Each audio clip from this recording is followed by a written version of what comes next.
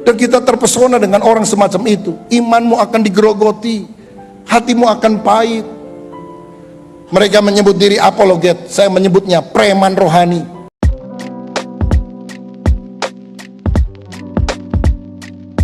Assalamualaikum, selamat datang kembali di channel ini. Kali ini saya akan menanggapi salah seorang ketua sinode dari GBI, Gereja Bethel Indonesia ya. Yang mana beliau dalam khotbahnya, beliau mengkritik dan merendahkan apologet Kristen. Yang mana dia mengatakan bahwa apologet Kristen ini, mereka ini bukan apologet, tapi mereka hanyalah seorang preman rohani.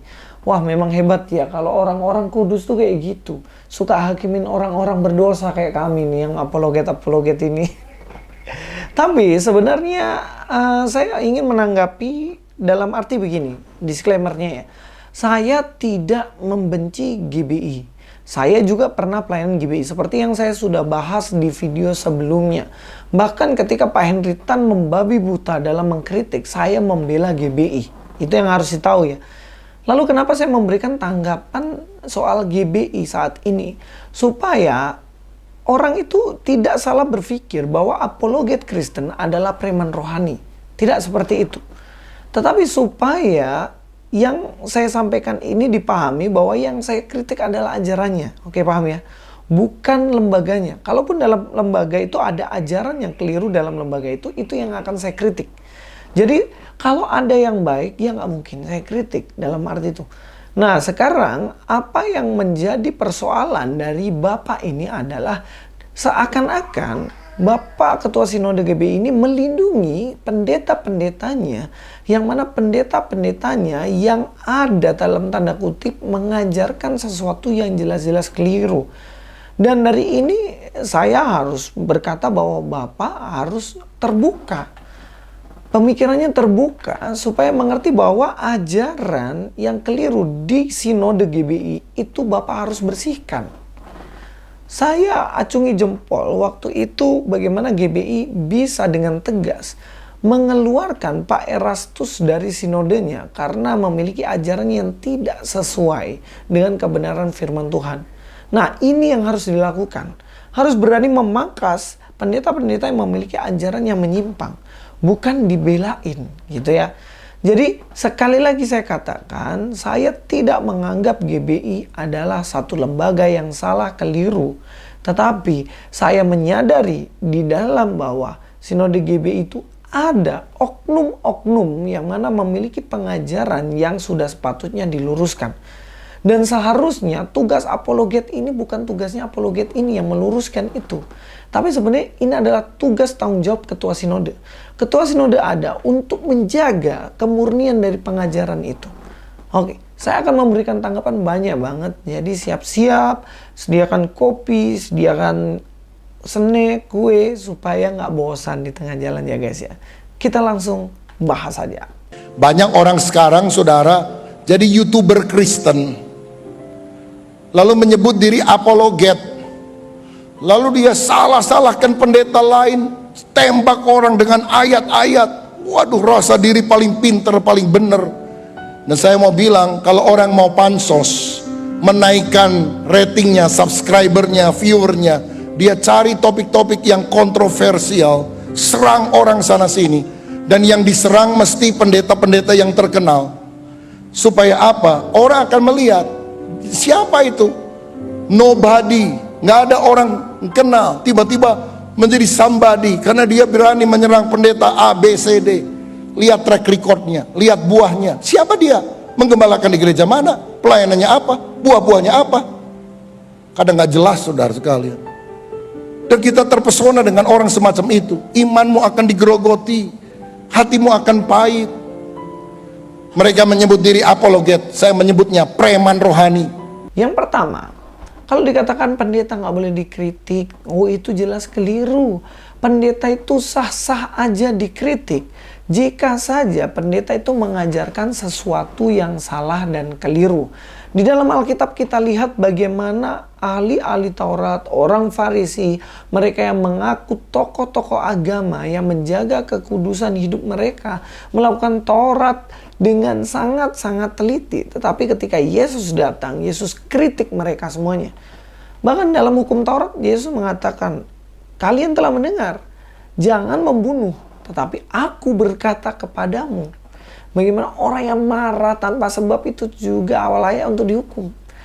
Kalian sudah mendengar, jangan berzina, tetapi aku berkata, seseorang yang memandang perempuan dan mengingininya, itu sudah sama dengan membunuh.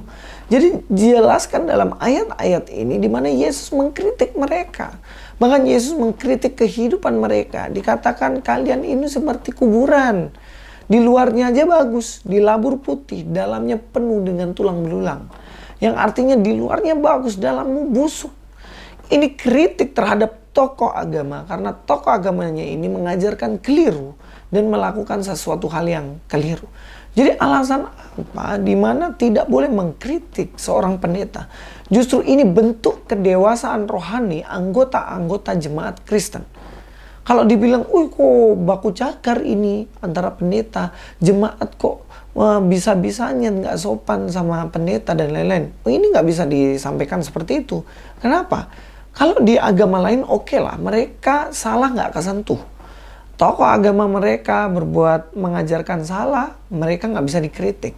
Itulah kenapa banyak ajaran-ajaran menyimpang disampaikan suka-suka tanpa adanya kritikan dan intelektual dari umatnya. Sehingga nggak berani untuk menyampaikan, Anda salah.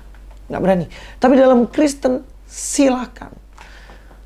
Kita terbuka dengan pengetahuan. Masa kalau misalnya pendetanya ngajarin, misalnya ada berkata sesuatu yang keliru, dan kita terima mentah-mentah dan percaya akan hal itu. Kan jelas nggak bisa. Justru ini bentuk kedewasaan rohani ketika kita bisa menganalisa setiap pengajaran-pengajaran yang tentunya itu adalah salah. Yang kedua, Bapak ini melarang di mana pendeta-pendetanya dikritik oleh apologet Kristen. Tetapi saat yang sama Anda sedang mengkritik apologet Kristen yang bahkan kami juga adalah seorang hamba Tuhan. Nah, ini jelas nggak seimbang atau namanya standar ganda. Kalau pendeta-pendeta Anda dilarang dikritik, tapi saat yang sama Anda mengatakan hamba-hamba Tuhan yang bergerak dalam apologetika, Anda mengatakan bahwa kami adalah preman rohani. Duh, nggak bisa dong. Kalau Anda berani mengkritik hamba Tuhan lain, Anda juga harus berani dikritik dan hamba-hamba Tuhan Anda. Sebenarnya begini, antara hamba Tuhan yang di gereja, gembala yang di gereja, dan juga apologet yang hidup di dunia teknologi, dunia maya ini, sebenarnya kita bukan saling mengkritik. Bolehlah saling mengkritik jika ada ajaran salah, tapi kita juga saling membantu. Logikanya gini, ketika kami menjangkau melalui media sosial dan banyak orang kemudian bertobat, mereka larinya kemana? Ketika mereka bertobat, apakah mereka akan penggembalaan dengan kami yang ada di YouTube? Kan nggak mungkin. Pasti mereka cari gereja terdekat. Contohnya, misalnya di Jakarta, ada satu orang dari agama lain kemudian bertobat dan percaya pada Yesus. Kemudian ketika chatting saya, Kak, saya bertobat, bagaimana ini? Pasti saya arahkan, oke, cari gereja yang terdekat. Gereja yang terdekat adalah gereja GBI. Gimana dong, Kak? Masuk aja. Pasti saya bilang gitu. Kamu akan digembalakan tempat itu dengan baik. Kita itu, Tuhan itu sudah sering mengingatkan bagaimana kita ini sebenarnya tubuh. Kita berbeda pelayanan, tetapi kita ini sebenarnya satu tubuh, saling melengkapi satu dengan yang lainnya. Nah, mungkin ada hamba-hamba Tuhan tertentu yang kurang kuat di dalam pengajaran, tetapi mereka hebat dalam penggembalaan. Nah, ketika menggembalakan dan berkhotbah, khotbahnya diupload di media sosial, pengaruhnya banyak ke seluruh Indonesia. Itulah tugasnya apologet untuk menjaga kemurnian dari ajaran itu. Begitu aja ajarannya menyimpang, ya kita kritik dong. Jangan anti kritik. Ketika menerima, oh ya ini keliru, saya akan klarifikasi dan lain-lain. Pada waktu itu ada yang pernah mengajarkan bahwa kata Yohanes dalam ayat tertentu dikatakan itu adalah Yohanes Pembaptis. Padahal di situ adalah Yohanes murid Yesus. Kemudian para apologet kritik itu keliru. Yang benar adalah Yohanes murid Yesus, bukan Yohanes Pembaptis. Dan kemudian dia klarifikasi dan minta maaf. Karena apa yang diajarkan udah keliru. Dan seharusnya seperti ini. Bukan membentengi mereka dengan bilang jangan dikritik. Kalian ini apologet Kristen preman rohani. Wih, Janganlah Anda mengatakan kalian ini apologet Kristen, kalian ini preman rohani. Ya nggak bisa gitu dong. Itu sama aja Anda mengatakan bahwa Yesus kamu itu preman rohani. Karena Yesus juga berapologet, benar kan? Yang selanjutnya, bapak-bapak gereja kalau kita lihat mereka juga adalah seorang apologet. Mereka melawan heresi atau bidat. Ada salah satu buku judulnya Against Heresy, yang artinya menghadapi, melawan heresi, bidat. Dan itu dilakukan untuk menyerang apakah dari agama lain? Jelas enggak. Juga di dalam lingkaran Kristen sendiri. Pengakuan iman rasuli ada, itu jelas menghadapi perlawanan dari bidat-bidat di dalam agama Kristen sendiri. Jadi kalau Anda mengatakan bahwa tidak boleh menghadapi penyimpangan-penyimpangan ajaran dalam Kristen, Anda keliru. Harus belajar sejarah baik-baik. Ya, dengar baik-baik. Harus belajar sejarah baik-baik. Karena sejarah gereja semuanya berbicara mengenai menentang bidat-bidat, heresi, sedemi memurnikan ajaran Kristen yang benar. Martin Luther, gereja Protestan jelas sejarahnya adalah menentang pengajaran yang sudah menyimpang dari Alkitab. Sehingga Martin Luther membuat tesisnya dan kemudian pengikut Martin Luther membuat nama yang namanya Protestan. Calvinis juga, pengikutnya memberi nama Reform. Tapi semua masuk dalam Protestan. GBI adalah gereja Protestan. Seharusnya ketika GBI ini tahu sejarah dari gereja Protestan, maka dia harus tahu bahwa sejarahnya adalah karena melawan heresi dan bidat-bidat. Jadi jangan larang apologet-apologet Kristen untuk nyerang pendeta. Bukan menyerang pendeta, menjatuhkan pendeta, bukan menyerang pribadi pendeta, tetapi ajaran-ajaran yang menyimpang dari oknum-oknum pendeta, itulah yang harus dibersihkan. Dan itu seharusnya pun tugas dari Bapak sebagai ketua sinode. Tuhan Yesus kita tahu sendiri bagaimana beliau membuat sebuah ajaran atau mengajarkan kepada para muridnya. Memang penyesatan harus ada, tetapi celakalah mereka yang membuat penyesatan itu. Dikatakan seperti itu. Bahkan dengan tegas dia mengatakan lebih baik seorang penyesat ini ditaruh batu kilangan di leher kemudian dilemparkan ke dalam laut. Yang artinya apa ya? Seharusnya nggak ada aja, mati aja orang-orang yang menyesat ini. Dan sebegitu tegasnya Yesus terhadap pengajaran-pengajaran yang menyimpang. Dan ini yang harus kita bawa sampai sekarang. Dan saya juga kadang heran kepada netizen ya. Netizen itu ketika ada hamba Tuhan, pendeta yang dia bangga-banggakan kena kritik karena ajaran yang keliru, mereka pasang badan dan mengatakan nggak boleh kritik, sok kudus, sok rohani kamu ini, sok pintar dan lain-lain.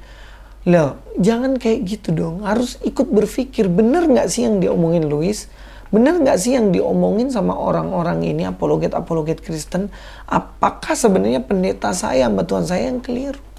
Sebenarnya kan itu sebatas ajaran untuk lebih murni lagi. Dan inilah yang penting. Kita harus berdiri di pihaknya Tuhan Yesus dong. Yesus sendiri kan menentang mereka yang mengajarkan keliru. Kita juga harus menentang ajaran yang keliru. Kan nggak mungkin kita bahas juga kalau pengajarannya benar. Iya nggak? Standar kebenarannya apa ya? Standar kebenarannya adalah kebenaran Kristiani. Berdasarkan sejarah yang telah berjalan ribuan tahun. Dan itu adalah ajaran Kristen yang sesungguhnya. Yang membuat saya heran juga, Bapak ini mengatakan bagaimana apologet Kristen menggeser iman orang-orang Kristen. Nah sekarang kalau kita mau jujur, siapa sebenarnya yang menggeser iman Kristiani kita? Apologet Kristen harus berpegang pada satu kebenaran. Keselamatan hanya ada dalam Yesus Kristus. Alkitab firman Tuhan. Yesus Kristus satu-satunya juru selamat. Dan kalau kita tahu bagaimana Yesus yang satu-satunya juru selamat, itu adalah pusat dari iman kita. Kalau kita sembuh, yang menyembuhkan jelas Yesus. Kalau kita selamat, yang menyelamatkan kita jelas Tuhan Yesus. Peribadatan kita yang kita cari adalah Yesus. Hamba-hamba Tuhan hanya alat saja. Tapi kalau kita lihat praktek-praktek sekarang pelayanan, bagaimana pendeta-pendeta, hamba-hamba Tuhan mencoba menggeser Yesus di tempat nomor 2 dan dirinya di tempat nomor 1. Salah satu contoh, spanduk-spanduk KKR. Spanduk-spanduk KKR kesembuhan dipajang dirinya paling besar. Kesembuhan KKR, pendeta titik. Dan dia kemudian himpun ribuan orang datang di lapangan dan dia bilang bahwa sembuh kamu sembuh. Sebenarnya mereka datang ibadah itu mau cari siapa?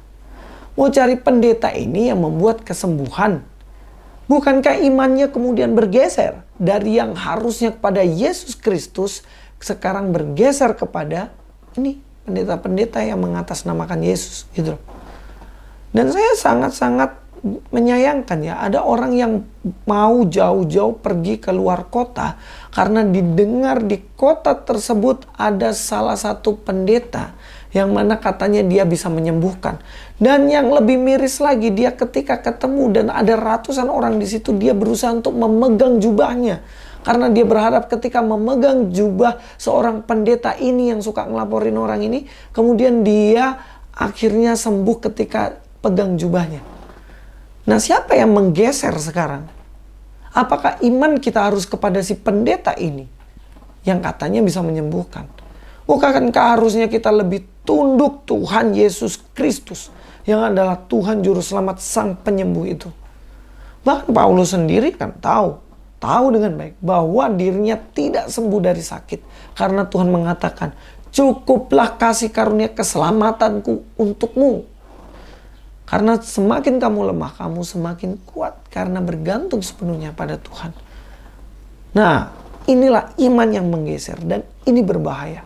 Fokus kita harus kepada Kristus saja sebagai pusat. Kita sebagai hamba Tuhan ini hanya alatnya aja. Dan kalau dibilang, apologet itu bahkan ada yang gak jelas gerejanya. Ya, ada beberapa yang gak jelas. Dan ujung-ujungnya ajaran mereka pun gak jelas. Mereka yang tidak memiliki gereja yang jelas, pasti mereka ajaran juga gak jelas gitu. Dan kalau itu ditujukan kepada saya, Pak Gracia Pelu, Mas Didit, Andre Tunggal contohnya.